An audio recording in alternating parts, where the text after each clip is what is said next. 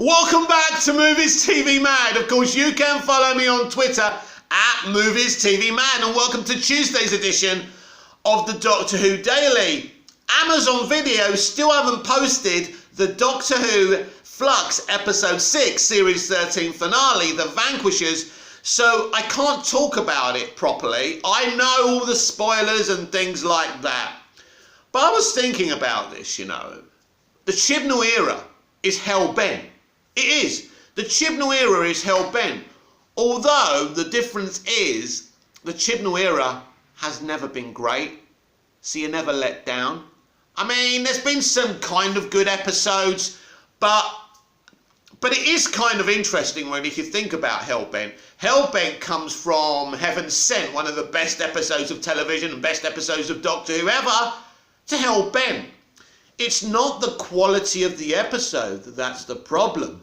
It's the contents of the episode, because it basically undoes everything good that it did.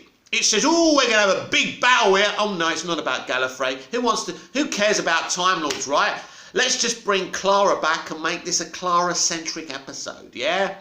Yeah, and let's wipe the Doctor's memory of Clara. Yeah, let's do this. And let's not really fulfill what we've been teasing about our arc all season. Shit, shit, shit. Sorry, Stephen, I love you, but it was shit. Well, basically, the whole of the Chibnal era is hell-bent, because it's all shit. Heaven Sent was the idea of a man who did Series 1 of Broadchurch, because we all know Series 2 and Series 3 are shit. Series 2 and Series 3 are just about his identity politics and his anti-male agenda. Go back and see them. I mean, I'd have to hate you to want you to see them, so maybe don't go back and see them. Or see it for the first time. Ha ha ha. Suckers. But, so, maybe someone ghost-writ Broadchurch Series 1. It's too good for it to be him. Or was Broadchurch Series 1 that good? Or was it just that theme tune that went over every scene that was really haunting, that made it think, made it feel like it was great? I don't know. I guess we'll never know that. But let's roll up the sleeves, because there's stuff to talk about here. But basically, the Chibnal era is hell-bent. It flatters to deceive. It looks beautiful. It's directed beautifully, but it's mostly written badly. This was a man who told us that he was very interested in the writer's room. But when you look at his writer's room, it's a bit like the homeless streets of California on awards night, on Oscar night. They clear the homeless people off. There's no one in his writer's room apart from 2 or 3 writers. It's weird. Now listen, I like the idea of a creative moulding his or her own vision of Doctor Who. That sounds pretty amazing, right? Imagine that. Imagine a showrunner who could actually write and direct as well. Wouldn't that be awesome to see an immersive vision of this person's Doctor Who? So someone not using many other writers isn't a problem. It is a problem when it's Chris bloody Chibnal. So, and this, look, I'm just going off of the stuff that I've heard about the finale. And even the people who say they like it, when you look at their faces and you hear the tone of their voices, they don't actually like it. It's not something I think you can hate. I think it's something that makes you a bit fed up and disappointed. And I've said this from the very beginning. It doesn't really matter what Chris Chibnal does. It's irrelevant, because RTD's going to reboot the whole show. Again, it's ironic. The guy who created the Doctor Who revival is going to create another Doctor Who revival. That's right. You can take this to the bank that Russell T Davies will revive Doctor Who again. What does the word revive mean? Come on, you can do it. You can do it. You can do it. Do we have a pulse? Do we have a pulse? That's what he did to Doctor Who in 2005, and that's what he's going to do again, because these people he left in charge have totally fucked up Doctor Who. But no one's fucked up Doctor Who as much as Chris Chibnal, because I don't mind if you want to do pre-Hartnell Doctors. I don't care if you've got an arc called The Timeless Child. None of that triggers me, by the way. The idea is kind of intriguing. But it's clear he never had an idea, right? he threw in this fugitive doctor. Was the fugitive doctor actually in the finale? I haven't heard anyone speak about her. And because I haven't seen it yet, damn you, Amazon, I don't know. Comment down below. Let me know if she was in it. If she wasn't, what the fuck?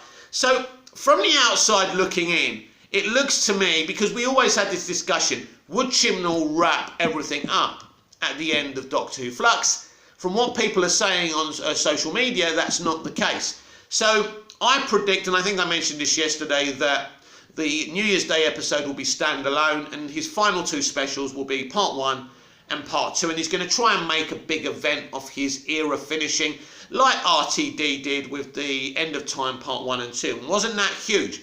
But there was a payoff there. There was an arc. It was all wrapped up, and it was fucking beautiful. Russell T Davies' series finale. What a shame they cancelled Doctor Who after the End of Time parts 1 and 2. I really wish it carried on. So one day I woke up in an alternative universe where Stephen Moffat and Chris Chibnall run Doctor Who. Oh my God, I'm so glad the show finished after the End of Time part 2, because that alternate universe, that was fucking shit, right? And so Russell's coming back. Russell's going to revive it all, and he's going to reboot it again. He's basically, it probably won't be a complete reboot, but like the revival kind of is faithful to what came before, but does its own thing as well and brings it kicking and screaming to the modern era. This is what Russell's going to do again in the old Russell T Davies way, which is the best way. That's what we want. And this is what Doctor Who needs. So I think that's what's going to happen. Because you look at Chibnall, and I spoke about the empty vase, the empty vase poem from Friends, when Monica is getting this poem that she's just an empty vase. That's what Chibnall's Doctor Who is. There's nothing there. Graham, Ryan and Yaz, the empty vase. Jodie's Doctor, the biggest fucking tallest empty vase ever. Right? The design of his TARDIS. What? So he's decided to create this female, kind and compassionate Doctor with no flaws. Sorry, Chris, the Doctor isn't a pure character. The Doctor is kind of an anti-hero if you think about it. The Doctor uses people. He leads people, doesn't kill them necessarily, but he leads people to their deaths. And he kind of mourns a little bit and then he moves on. He or she's not exactly this whimsical figure that you've tried to make Jodie's Doctor into. You know, Doctor Who has a history, and no matter how much you try and fuck with that history, our memory banks are in good fettle. Thank you very much, petal. So, you know, we know that the Doctor is flawed, and creating a Doctor of perfection because she's a woman, and women can't do bad things. I mean, all the women's prisons housing all those horrible people that have done so many terrible things would contradict what Chris Chibnall and the extreme left in the entertainment industry and the propaganda they're trying to push. You know, it exposes them, because the real world isn't like that. So we have a Doctor who's not flawed, a boring Doctor, an uninteresting Doctor that makes terrible face expressions, and now and again she eats custard creams, which apparently in the new world now is character development. Dull companions, dull villains, dull characters. Nothing works. Nothing works. And you know, we talk about Rosa, which is a well-made episode, and it's the message they want to throw out there today, which is racism. Ask them to do a story about homeless children and children being abused or anything like that, they're not interested. Or giving to the starving. They're not the messages they want to promote. When I was growing up, giving to charity, helping the Ethiopian children who were starving and had flies on them, at schools, that's what we were told to do now. Now, they're trying to fuel children at school with hateful propaganda against men. So, has the world evolved, by the way? I know this is not Doctor Who-y, but in a way it is. Has the world evolved, or is it devolving into hatred and mass hysteria? And it's coming in to the entertainment industry. Ultimately, Chris Chibnall's Doctor Who is, in my opinion, is an absolute failure on every level. Yes, the aesthetics are great. It's made well, but without the personality and the soul and the character and the good storytelling, you have nothing, Chris. So you, Chris, have absolutely nothing. This has been the Doctor Who Daily. I admit, your host with the most. Just ask your girlfriends and your wives. Like, share, comment, subscribe.